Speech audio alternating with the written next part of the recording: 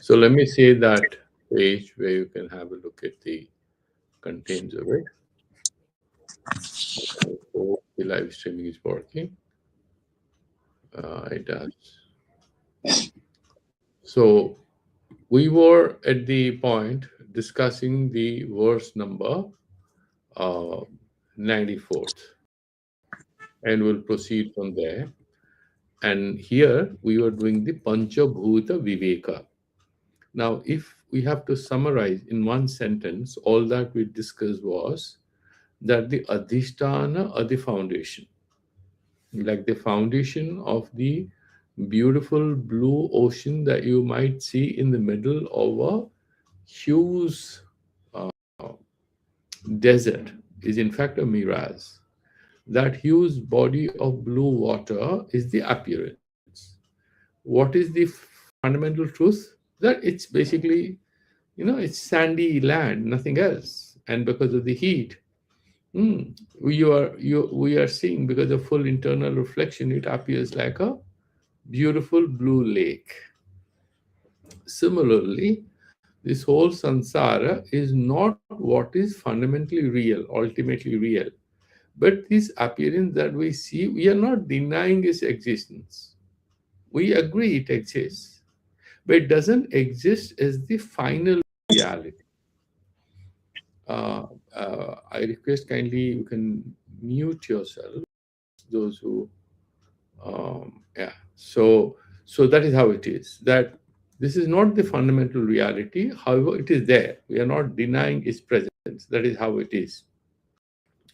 So we started off with the Akasa Tattva, the sky, it emerged out of. So the dharmas, in the Nyaya Darshana, they would say Dravya has guna ashrayatva. Gunas will be there, qualities will be there in Dravya. The physical entities, any real entities would have, there are 9 categories of entities. Now the qualities, what is the primary universal quality present in all Dravya Guna Karma? They would say Satta, existence, isness. The Vedanta twists the story. He says, no, you are just not understanding it.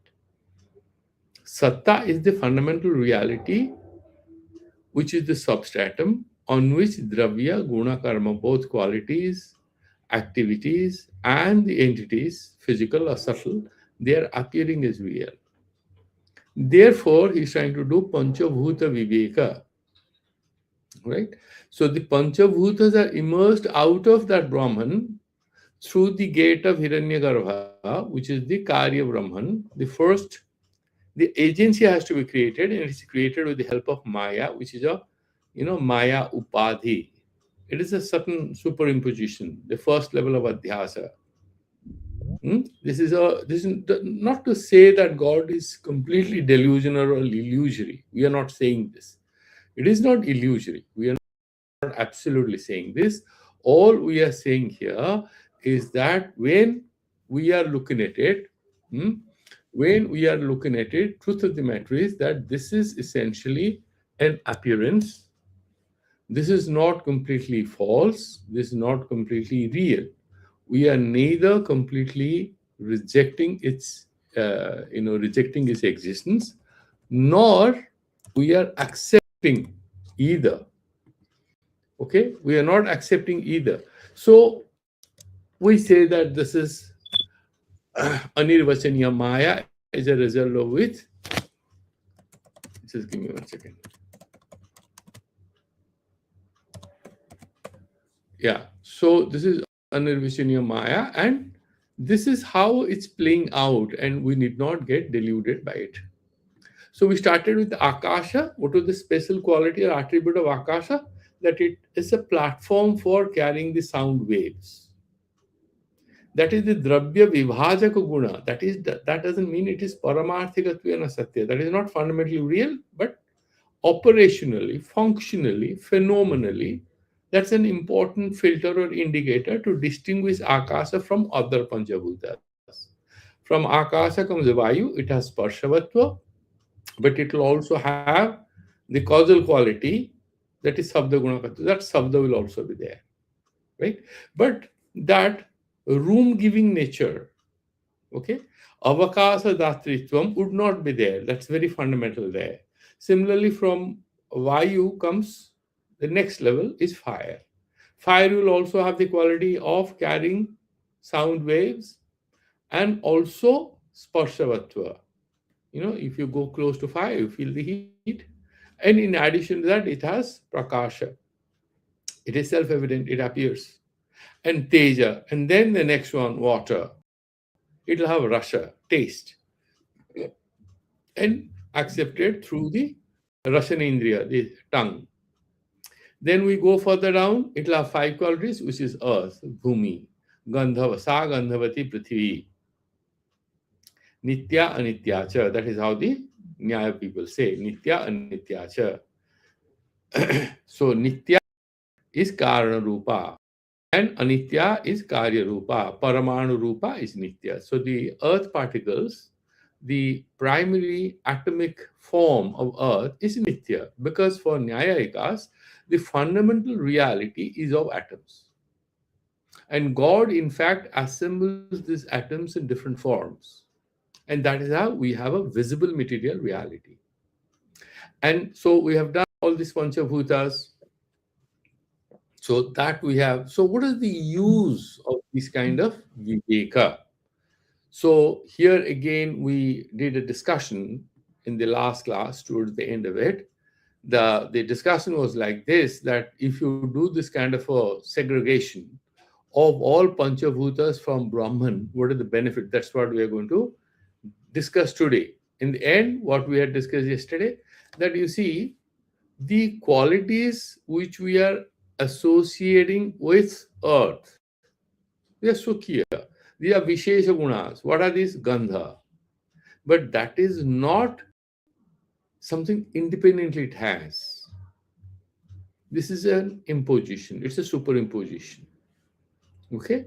So all these gunas, you need to distinguish these gunas from the original thing called satta. And these are kind of appendages. That alone is there in Brahman. Water or air or fire or earth, they don't have satta the way Nyayikas imagine. Satta is the fundamental reality on which these are all Vyabhichari appearances. They just appear and disappear. So everything is Brahma Swarupa, however, appearing as Panchabhutas differently. Right? That much we have done. But if we do this kind of vivechana, we do this kind of analysis, why we waste so much of time? What is the benefit of it?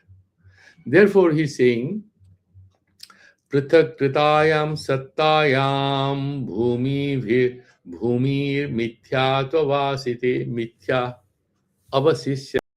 So what he's trying to say is पृथक कृतायाम सत्तायाम. Okay, so what stays in the end of it? Satta bhumi hi mithya avasisyate.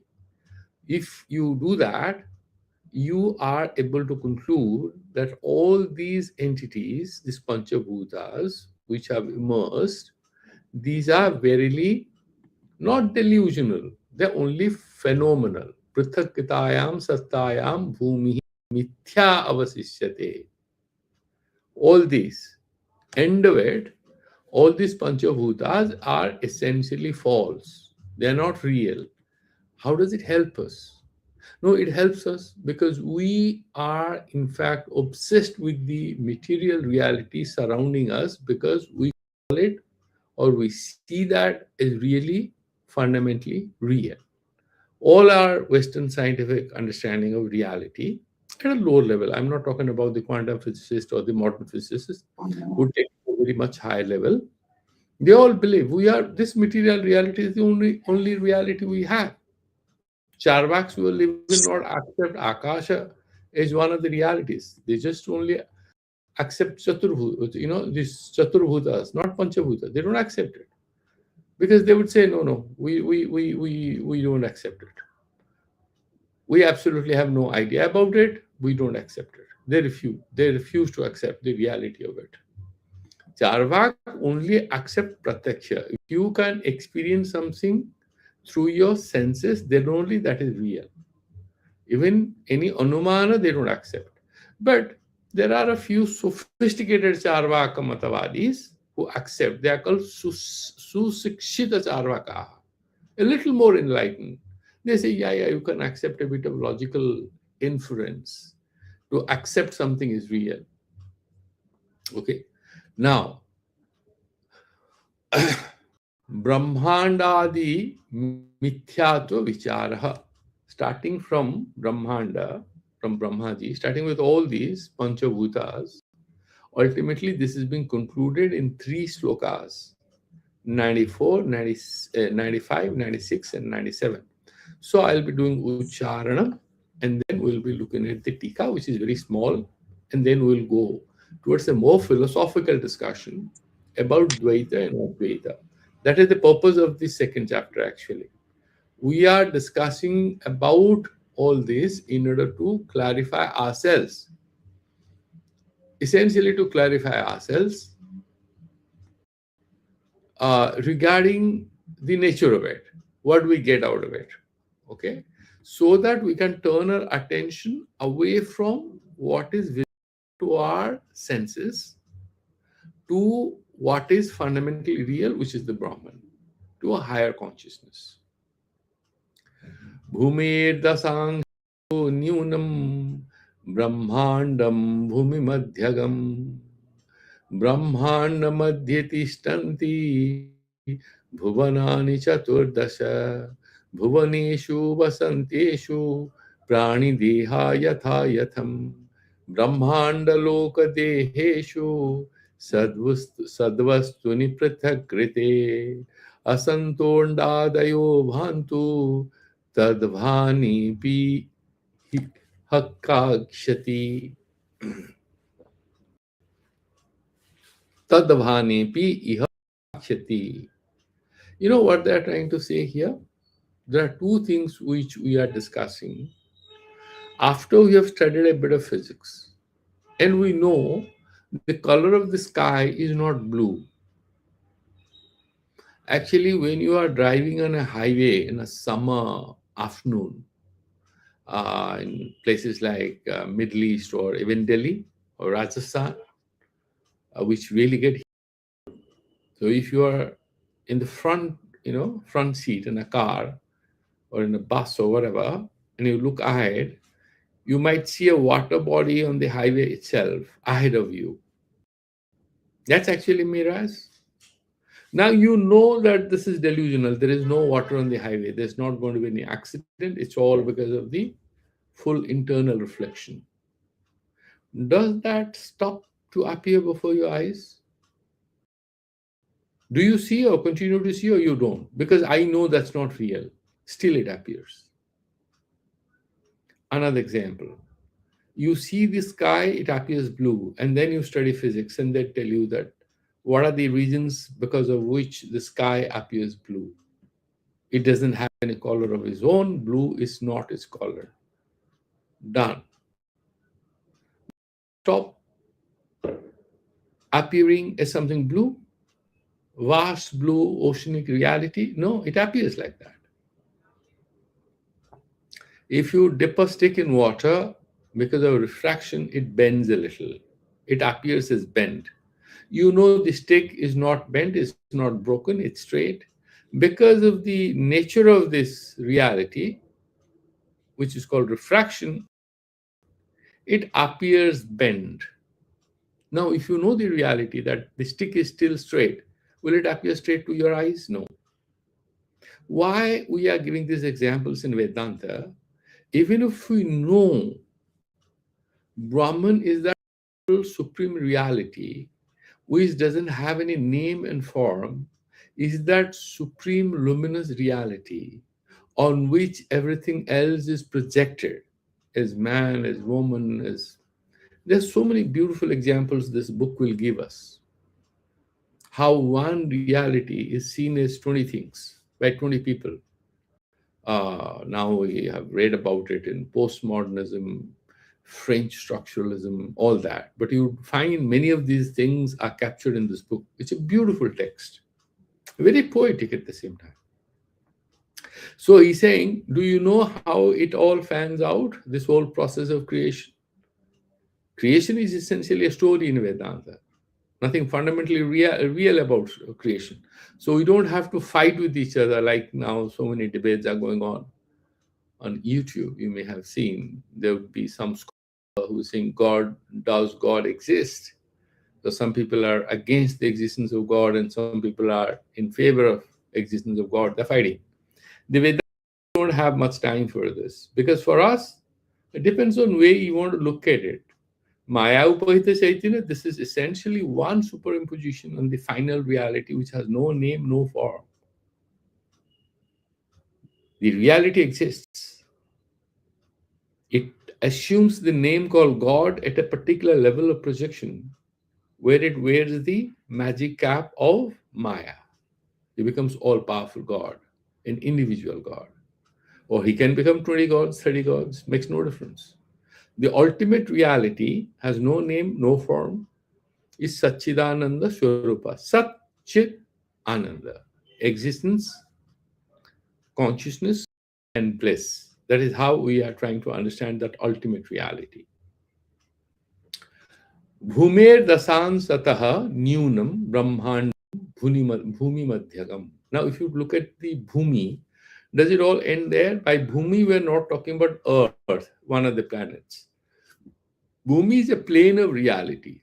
It's very interesting. We need to understand it. And these bhumi, there are different layers of reality. Okay, there are different layers of reality. What are these?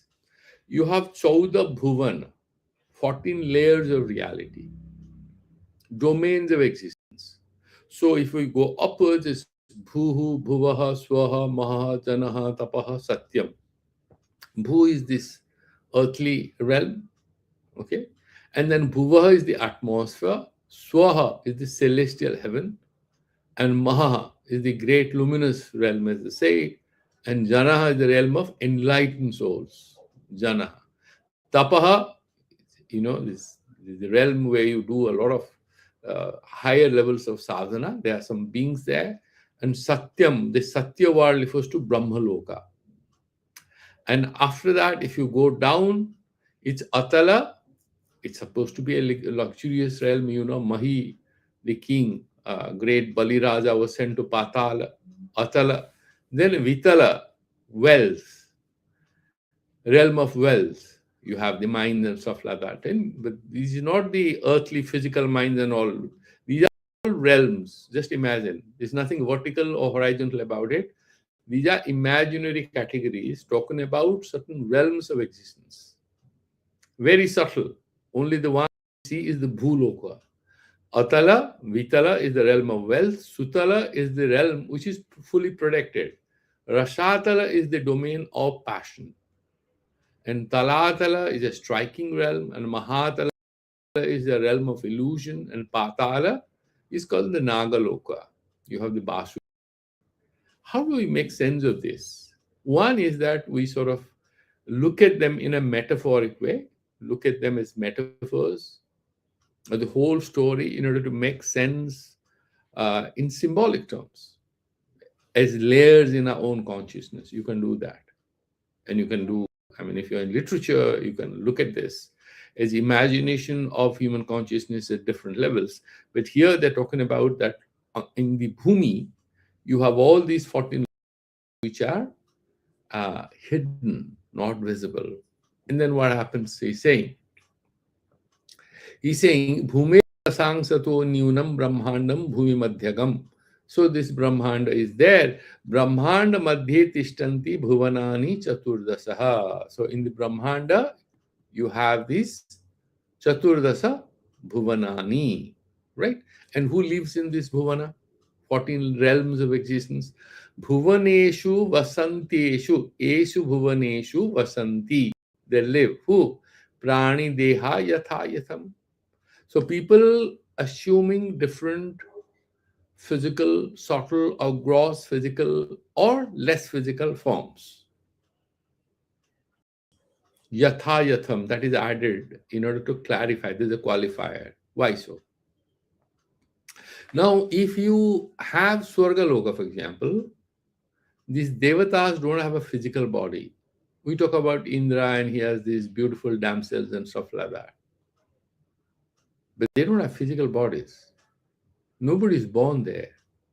There's a lot of dance and this and that, and you fancy there's a lot of romance going on there. They have these beautiful gardens, but they're all happening in the level of the consciousness. In Brahmaloka, whatever you want, you can enjoy. But you don't have a body. We're not talking about any physical pleasures. We are talking about a very subtle level in which this Jivatma experiences, and accordingly, you are given a body, like you will go to the hell. Swargaloka, Narkaloka is also there. So they will punish you. These are the stories. Now, they're going to punish you not of this physical body, because physical body is cremated or buried or whatever after death. So, according to the pleasure or pain which we deserve, we assume appropriate frames for experiencing these pleasures and pains. So, therefore, he's saying prani deha yatha yatham, appropriate frames we assume in order to live or exist. Depends on our papa punya, good acts and bad acts. We are rewarded or punished. And we are in these 14 realms. And then what happens? Brahmanda loka deshu sadvastuni prithakrite. Now, somebody might say, but they exist, they don't exist. They would say, please understand me. Brahmanda loka deheshu sadvastuni prithakrite. Asanto andadayo bhantu tadvani api iha kya ka khyatihi. You'd say that, so you're essentially saying that ultimately the Brahman is real. What about all these? They appear as real. Dogs and cats and birds and plants and mountains and rivers. The author says, you know that you are extracting the satta as the fundamental reality which persists, pervades, permeates all of this. That is the only real reality, capital R. All of it are projections, and they would appear depending on the realm in which you are trying to look for them, and depending on what sort of ability to perceive you have. That has nothing to do, their appearance has nothing to do with the fact that the fundamental reality remains and will remain Brahman, the ultimate reality. All these will appear. These are phenomenal reality. These are projections. Their appearance doesn't deny, doesn't rule out the existence of that primal substratum which holds all of these. Small example. When we are watching a film, we horror movie, sometimes we watch a comedy, as they call it, romantic comedy, or maybe a children's movie. We watch some commercial or art movies. Might watch some great Russian movie like Tarkovsky or some Japanese movie. You can watch. And then these characters and stories you see, they keep changing. A Bollywood movie. During your enjoying or watching all these movies, what remains the fundamental reality? The TV screen, or the film screen, or the wall, the platform on which all these pictures are getting reflected. That doesn't change. Even when the movies, the projection is switched off, that reality. Similarly, all these things would appear. So what? Because now there is an Italian movie. So film screen ceases to exist? No. But no, suddenly it is an Italian movie. Last sometime back it was a Russian movie. How can you say that there is a screen? Why this reality appearing? Let it appear. It's still a TV screen. All these are appearances. That is how the Vedantin says the phenomenal appearance, or all the measurements you do with your instruments, saying this is this, that is that, no conflict with the ultimate reality. Like all the dreams you see during your dreams. I'm quoting that movie. Um, Carl Jung, wrote a lot about it. There's a book, a beautiful book called Man and His Symbols by Carl Jung. Any of you have spare time, you can have a look at this. It's a beautiful book. I read decades back. A very beautiful book in which how we make sense of what we go through is captured in that book. Beautiful one. Now you just look at it.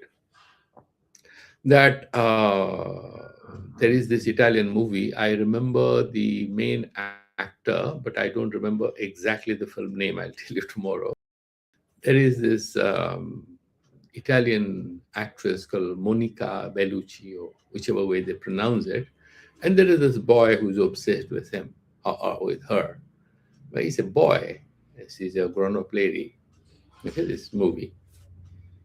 If you see the movie, you'll realize that the movie shows that whenever you're obsessed with any or attracted to anybody, Carl Jung explains that you are in fact dealing with your own unresolved traumas, your unresolved questions within. We don't understand it. We call it love or we call it attraction and this and that. But something is going on within us. It has nothing to do with what is there. It has something to do with what's going on in us. So much of the reality we call reality is something that we are processing in us. The ultimate Brahman remains, and yet we construct our realities. Now, anybody who's in literature would know that they say to have a language is to have a world. It's all about how we construct our reality, how we describe it. But the Vedantin is not reducing it to that simple a statement, because that would ultimately deny, it's a very anti foundational view that there is no reality as such. It's highly relativistic. The Vedantin doesn't agree with that kind of relativism. It says that the phenomenal reality, as we say, is relativistic. It's relative, it's not absolute. But there is, in fact, an absolute reality. The Buddhists don't accept any absolute reality, but we do accept that there is an ultimate absolute reality without which it will not make any sense whatsoever to talk about any layers of reality, because for the snake to appear, there has to be a rope. There has to be something. For something to be misunderstood about somebody, this must be something. Okay, there is a stump and you confuse that as a human being, as a thief, but there has to be something. So that is the Brahman. Spasto artha, the commentary, atra bhumishabdena pancha mohabhuteshu anyadama prithvi grahya. So the prithvi is not the material earth crust that we are talking about. Nanu idam bhumandalam yasmin vayam vasamaha. Natu idam, he's saying, this is not the bhumandala. We are talking about prithvi, that panchabhutatmaka prithvi tattva we are talking about, not this earth. Bhumi mandalam yasmin vayam vasamaha, where we are living. Idam tu chaturdasa bhuvanantaragatamiti visheshaha. So, bhuhu, the place we are living is bhuloka. By bhumi, we are in fact including bhu, bhuva, swa, maha, jana, tapa, satyam, then downwards. Another 7 that I counted. That, that atala, bitala, sutala, talatala, rasatala, mahatala, patala. Okay? So this is how he's trying to make sense of it. That the critical thing here is there are two things to remember. Bhumi Shabda here is not about Bhuloka. Okay? Because what we are seeing or touching or standing on is that Pratyaksha Bhumandala. That is what we are dealing with. Bhumi is not that. We are talking about the fifth Bhuta of the 5 Panchabhutas. So it's talking about the Prithvi Tattva, not Prithvi per se, which is the earth. No, it's not that. And this Bhulaka where we are living is one of these 14 lokas. Okay. And he's trying to say that when we are able to genuinely, with a good analytic tools gained from Vedantic discussions, able to constantly see which pervades and permeates all these 14 lokas is the Brahman, then their appearance, that it appears, tesam bhasamanatvepi kachit hanihi nasti. There is no difficulty. We lose nothing. Okay? Yato hi mithyabhasah jnaninah bodham na vadate. Because even if you see the sky appears and continues to appear as blue, it will not affect your understanding that the sky has no color of its own. If you know it's a film screen, it's the little brother who gets scared that these are dinosaurs because they're watching Jurassic Park. The elder brother who is 15, he's enjoying. He's also enjoying the horror. But he knows it's a movie. There's no real dinosaur which has entered the little brother who is getting scared. He knows it's a TV screen on which these are there. The dog runs away. The elder brother smiles. He's having good fun. That elder brother symbolizes the Vedantin, the Jnani. So, appearance of the dinosaurs in your bedroom poses no real threat to your sleep. After the movie, you're going to switch it off, you're going to sleep. The little brother may have problem. The dog may have problem. The elder brother doesn't have any problem. The parents do not have any problem. That is what he's trying to explain to us. And we will graduate at the next verse. Yatha yatham adhama madhyama uttama bhedena pranideha praninam sarirani. So in the 16th sloka, he mentioned yatha yatham. What do you mean? Say, because you can be in Swarga Loka with some punya, you may not be able to go to Brahma Loka. So it depends on whether you are adhama, you are madhyama. So we have three kinds of activities and three kinds of outcomes of activities. You have papa, punya, and mishra. You do a lot of evil acts. Some people do a lot of pious good acts, and some people are kind of mixed up. This human body we have is a result of is a mixed outcome of some wrong things we have done and some good things we have done. That is the story in our sastras. Brahmanda loka deheshu brahmandantaragata chaturdas lokeshu yathajatham basatsu. Those people who are appropriately depending on their papa punya they are living. Prani deheshu sarveshu sadavasathe krite sati annadayo asando nistatva maru marisika iva. All these different domains of existence are like mirrors. They appear, but they do not affect us. Bhantu nama, let them appear, doesn't make any difference to tadabhanepi tesam asatyataya kakhyatihi. When you know they are not real, let there be 5 dinosaurs on the film screen. Once you know it's a film, brother is having fun. The younger brother is crying, saying, Mama, there's one more dinosaur getting into the bedroom. The elder brother is having fun. He's a Vedantin. Right? Tesam asatyataya kakhyatihi nakapiti bhavaha. There's no real threat to our peace of mind. Then he's trying to say, Khyatya bhavam darsayati bhuteti. Why there is no khyati? I mean, you studied all that, and somebody comes and says, so you studied Vedanta? Yes. So you see Brahma Satya Jagana Mithya? You say yes. Doesn't mithya means it's all false? No, it's not false. We are trying to say paramarthikatvena. So swataha, it doesn't have any swatantrata. On its own, it doesn't have any independent existence. It appears. Okay? So adhigaranishta atyanda bhava pratiyogitvam. That is what is the lakshana that we did. Where it is not supposed to be there, it appears there. Snake is not there in the rope, but it appears there. So it doesn't have any reality of its own, but it appears. That is what is mithya. That is how we're saying. So it's a great thing. So you don't get angry with your disobedient child.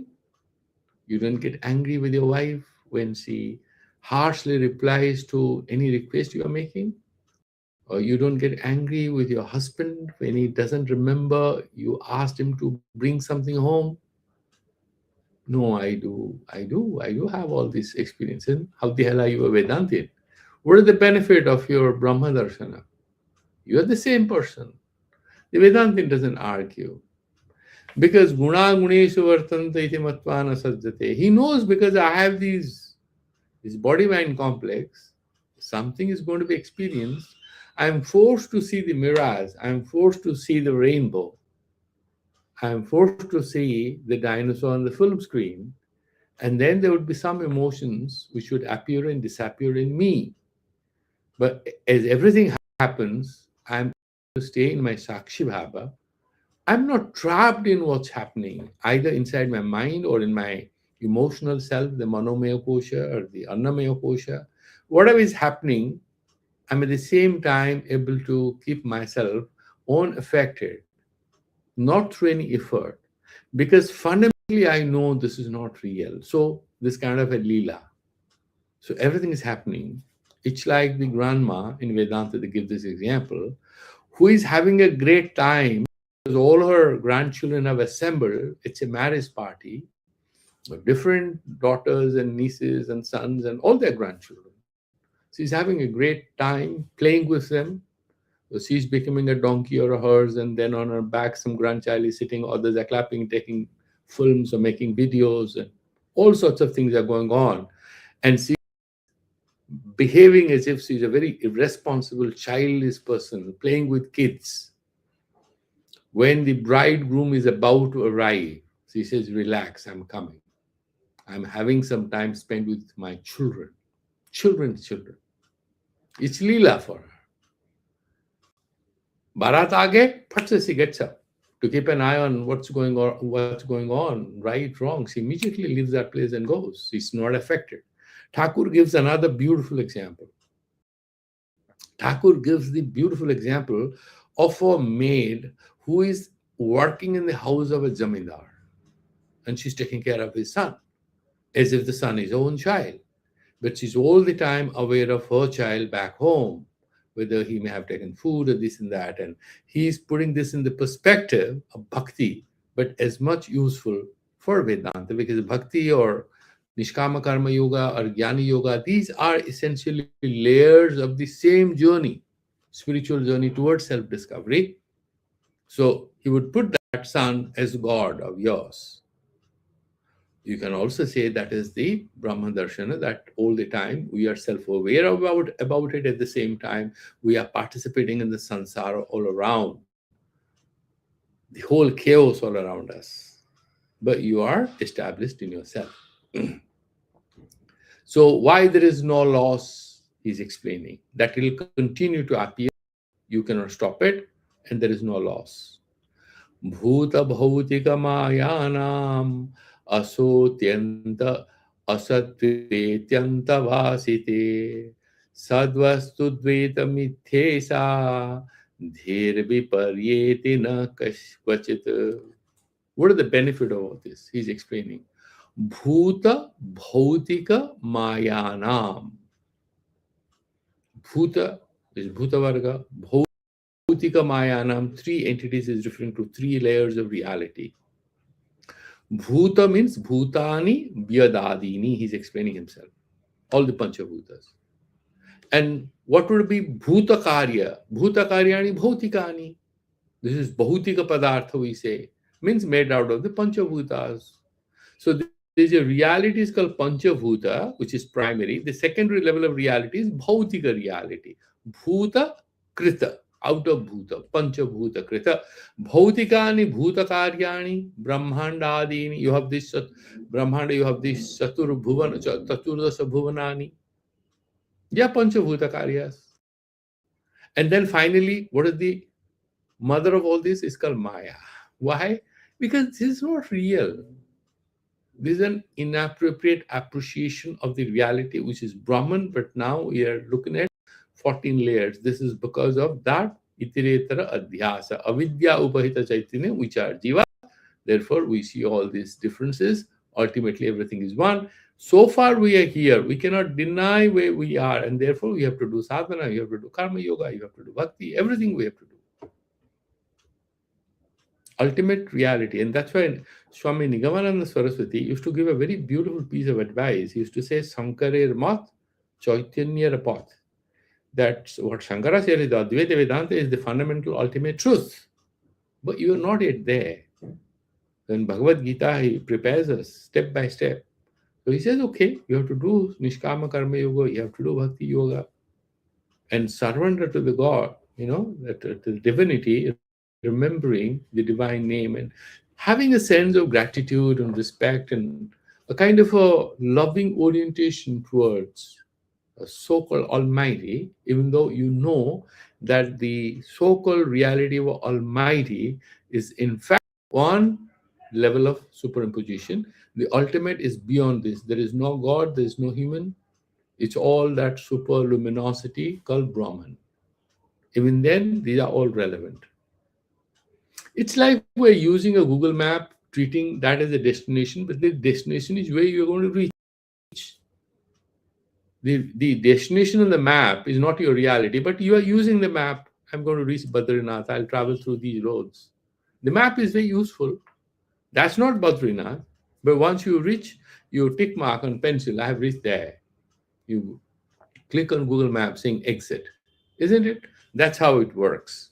So Bhuta Bhautika Mayanam Asatve Atyanta Vasite. When firmly the ultimate meaninglessness, the ultimate falsehood, the ultimate, mark the word, deniability of the fundamental existence of these three levels of reality, ultimate deniability, phenomenally undeniable, ultimate deniability of these three levels of realities, whence that is firmly established in us, sadavastu advaitam ityesha dhihi. Sadvastu is only Advaita. Neha nanasti kinchana. Sadeva somya idamagra asit. It's only ekam eva advitiyam. Sadvastu advaitam. It's without a second. We see these dualities, diversities, we're dealing with it, not a problem.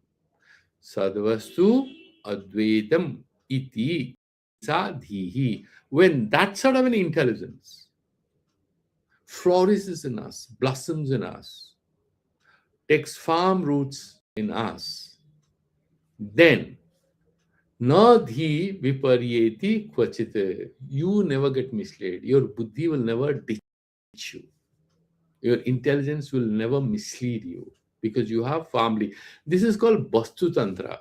The other one is called Purusha Tantra. Purusha Tantra is you are doing meditation every day, you're doing physical exercise, you're going to the gym, so your muscles are toned up and look very smart. And then you stop going to the gym for 6 7 weeks and you start consuming all sorts of fast food and junk food. You look very attractive, do you? You suddenly add 6 7 years to your appearance. People say, what happened? Because these things are Purusha Tantra. You might do, you may not do, you might do in any other way. But you see this as a phone. Once you see it, can you see it as a dog after some time? No. You will see that.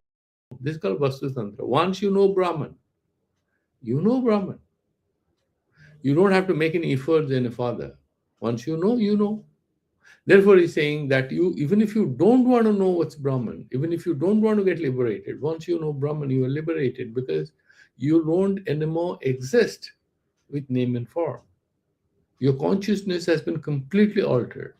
Like, for example, once you have made an entry into the Vedanta Jnana Yajna and too much of rituals and stuff like that, you go to a temple, you buy lots of flowers and this and that, all this will get reduced because now you are at a different level of connecting with the divine. You'll do your japa, you'll do your meditation and all, but this external celebration will give way to internal engagement with the truth, with the divinity. It doesn't mean you will drop observing the special festivals. You will do everything. But there's going to be an internal orientation. That's what he's mentioning. Bhuta bhautika mayanam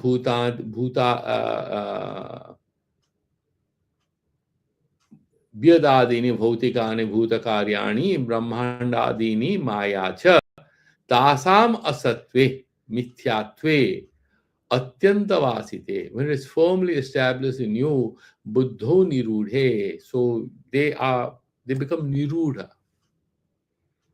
They are firmly established in buddhi. Sati sadvastu advaitam advitiyam iti esa dhihi.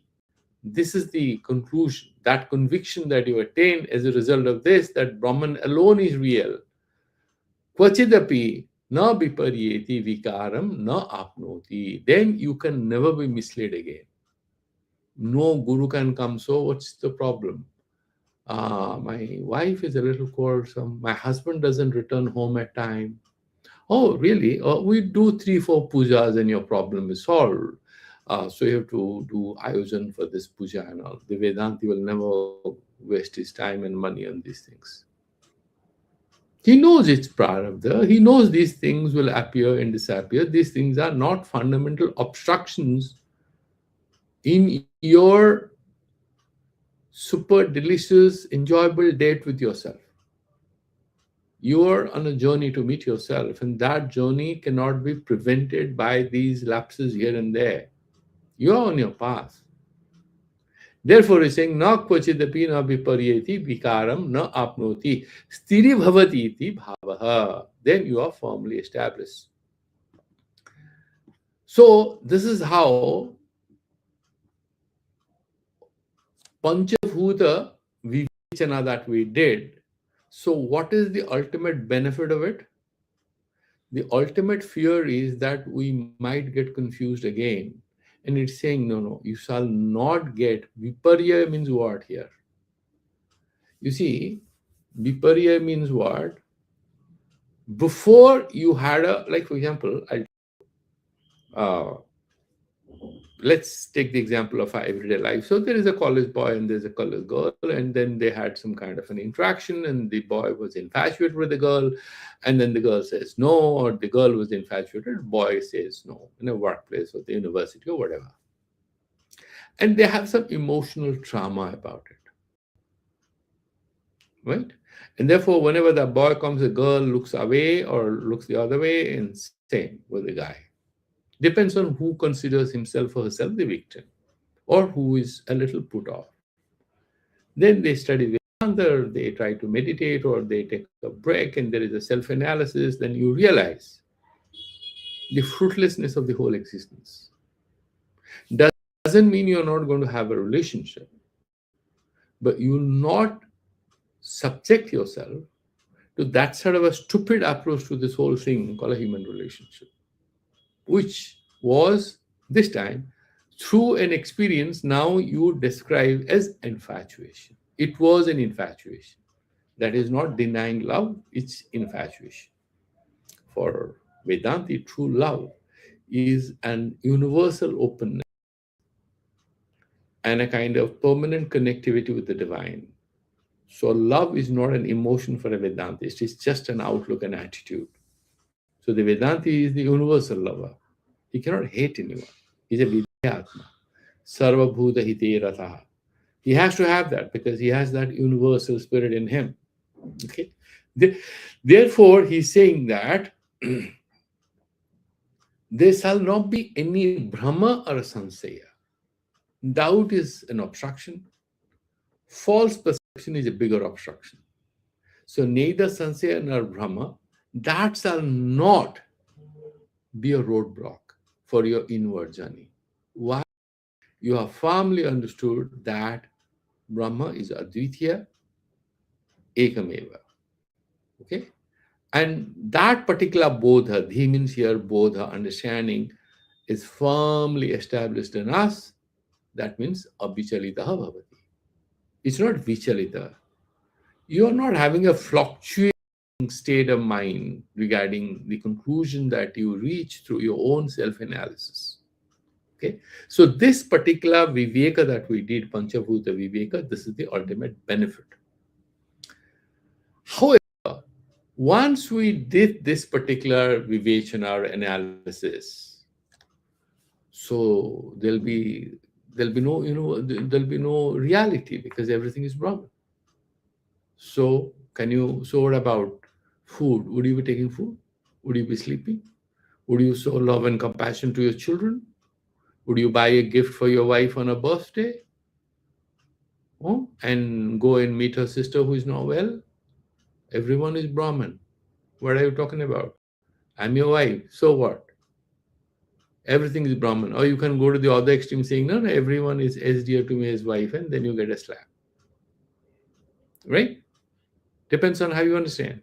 The Vedanti, having attained this universality of vision, does he see any Srishti, any reality at all? Because he sees only Brahman. The author clarifies, as we discussed even earlier, that the continuity of the phenomenal reality shall be undisturbed. You will be undisturbed with him. Outside, this phenomenal reality will continue as it does. You should not get angry. You should not get upset. You should participate and contribute and do whatever good you can. But this will go on. Why am I not being able to see Brahman everywhere? You see Brahman everywhere, but they will appear the way they are. That is, that is what is the doubt, and he's clarifying it in the verse number 99. No, no, bhautikānām asatve. Bhautikānām means bhūtakaryanam, the material realities. Sarva vyavahara lopa, then there'll be no vyavahara. You'll not cash the metro, you'll not do any work, no income tax. Somebody says you haven't filed your income tax. Everything is Brahman. What is income tax? No, they'll send you to jail. Ityataha saditi. He's saying, no, it's not so. Sadadvaitat prathak bhute dvete bhumyadi rupini tadadartha kriya loke yatha drishta tathehi vasa. Sad advaitat prithakabhute, that Brahman is Satyam Jnanam Anantam Brahma. That is the ultimate reality. Everything is an appearance. This is a desert. It appears like a blue water body. This whole sansara is appearing the way it does. Once we realize it, that this is different from Brahman. This is not Brahman. This is appearing on the Brahman as sansara. Dve bhumyadi rupini, this whole Dvaita reality, whatever you are seeing, will it cease to exist? No, it will not cease to exist. Tat kriyakaritam will be there. Like, for example, if you cook rice, is going to put some spice and ghee. Then somebody says, he's a Vedanti. Then he says, are you making halwa? It smells wonderful. For the puja? And then you are saying, what Vedanti is? He's remembering how tasty is the halwa he may have taken from his mother years back. Look at his Vedanta. Absolutely no problem with what he did. Tat artha kriyakaritvam. Like, if you work, you will get rewarded. If you don't submit your assignment, you're going to get fired. All these realities will remain. Loke yatha drashta tatha evasa.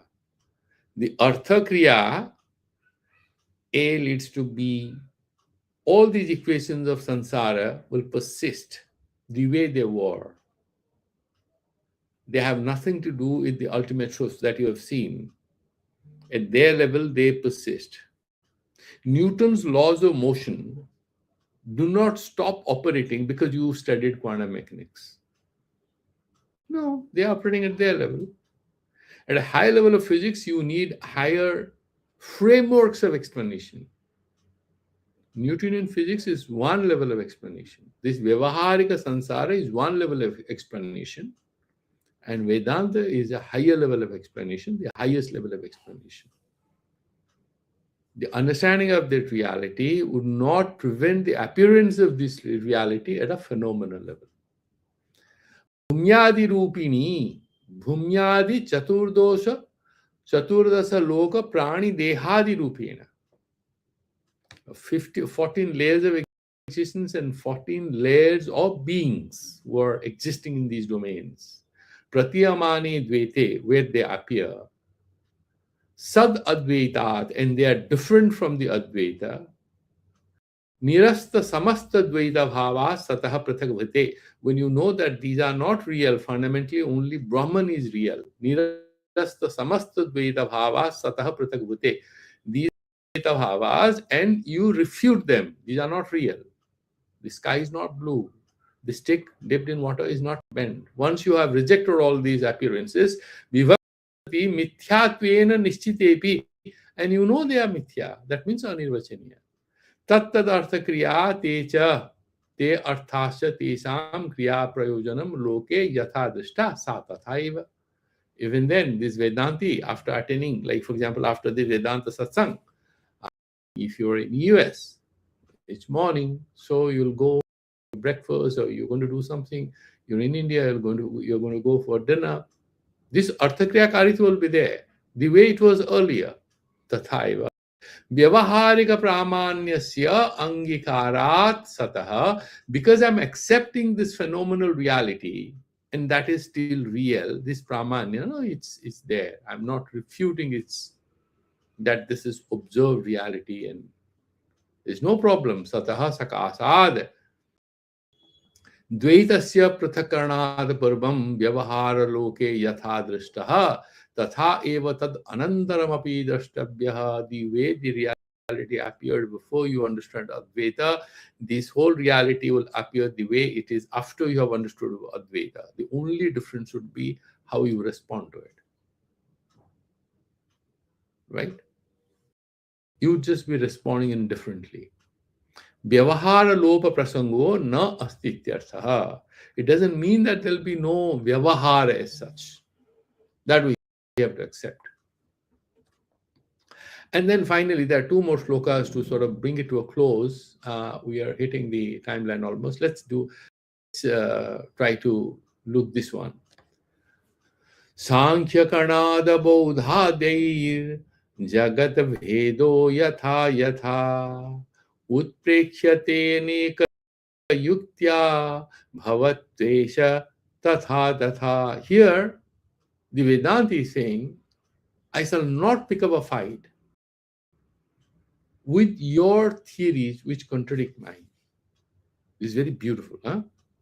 It's very interesting. We're talking about intersubjectivity, tolerance. This is the best example, verse number 10th, 100th, about tolerance in the text here.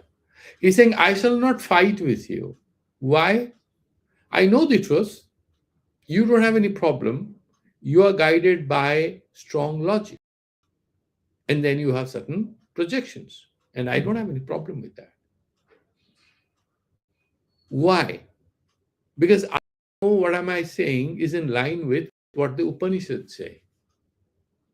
And because you are not trying to look at this level of reality, the foundation of the Upanishads, because of your own orientation, philosophical orientation, you are moved to assuming positions which in fact contradict and refute the foundational insights of Upanishads, that everything is one. Neha nanasti kinchana. You believe in God is the samsara, you're a Christian, you're a Vaishnava, you're a Shaiva, you're a Muslim, no problem. You're talking about an almighty God, I got no problem. I do not reject that there is an almighty God, but I'm saying that the ultimate reality is beyond all these. Humans and gods and everything is all captured in one supreme reality with that effulgent, luminous self-awareness. But you are not an Advaitavadin. The Vedantic insights are all Advaitavadin. There is no caste, no creed, nothing. It's talking about that supreme consciousness. All of us are one. And you have a lot of other questions. Somebody would say, so everything is one. Oh, really? All of you are born out of God. So you're practicing incest. The beauty about stupidity is depends on how educated you are. You can actually package your stupidity in great philosophical language. And that's what happens with lots of arguments and counter arguments. We'll take it forward tomorrow and we'll start from the verse number 10, 100's commentary. I'll bring it to a close right here. And let's do the Santi mantras. But if anyone has any question, we have a little time. Any questions? Or we can do the Santi mantras. Om Purnamadaha Purnamidam Purnat Purnamudachyate Purnasya Purnamadaya Purnameva Vasishyate. Om Shanti Shanti Shanti. Sri Guru Gurubhyo Namaha. Om Tat Sat. Okay, thank you all and see you tomorrow again, same time. Pranam.